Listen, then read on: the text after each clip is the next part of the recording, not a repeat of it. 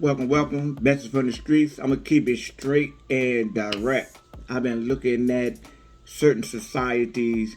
One what Gaddafi had developed before his assassination. Then I was looking at the society of China, and even the major infrastructure of Dubai.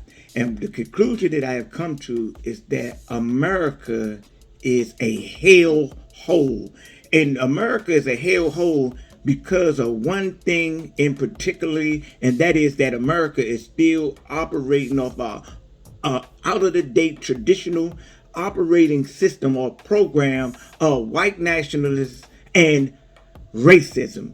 And this is a virus to the development of the United States. When you look at it, whereas though that there are individuals in places of authority that would attempt to marginalize certain communities and stop certain types of growth from happening in communities because of greed and straight up hatred, straight up devilish mentalities and attitudes. And this is the situation going on in America right now today. When we look at the society, say that Gaddafi was creating, who they demonized, they didn't have to pay for electricity.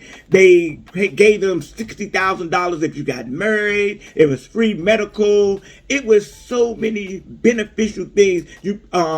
In China, you pay cars, pay for your car registration one time. You pay the taxes on your house one time. It's certain things that's going on around this planet that shames America, traditional capitalistic society, and exposes that this culture is not for the people. It's for the well-to-do. It's for the aristocrats. It's for the people that had the ideology that ran from Britain or the British colonies or whatever, and came over here and then started to mimic the same behavior of the so-called blue bloods that they ran from. And now this is what we got in government. We have people with ideas that know that money can sway, the directions of how the country will go. If you got money, you can,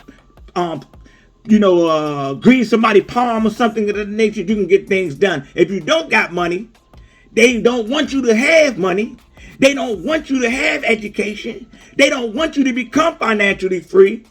And all the things that people had galvanized around the current administration about what rich people doing, millionaires and billionaires, and you think that you're going to benefit from that? No. What we're going to benefit is when this society or this construct of politics is dissolved and a new way is paved.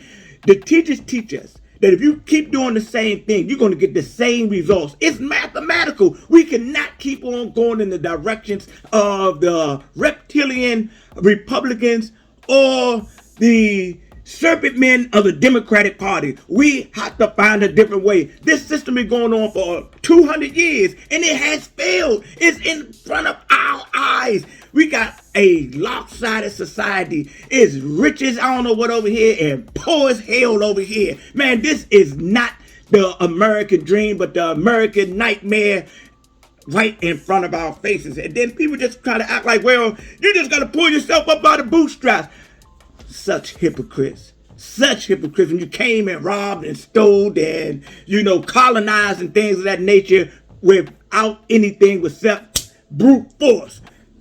That's all you did. You hung people, you killed people, you stole, you robbed. That ain't pulling yourself up by the bootstrap. That is criminal activity and criminal behavior. And this is what's been going on. And this is why that we are in the midst of a crime syndicate family. I don't care if you so-called white, black, Asian, Latino. The government is a organization of criminals, and we got the perfect example of the mob leader in the White House right now in the day. This is what he symbolizes, the mob leader. This is why he's doing the things that he's doing and is allowed to do the things that he's doing, because he's telling these supporters from the right that if you don't do what I want you to do, I'm going to whack you.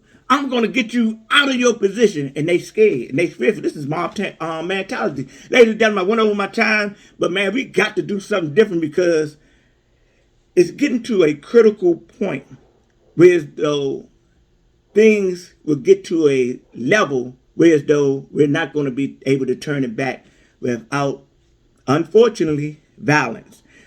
At this point, we don't have to have a violent movement.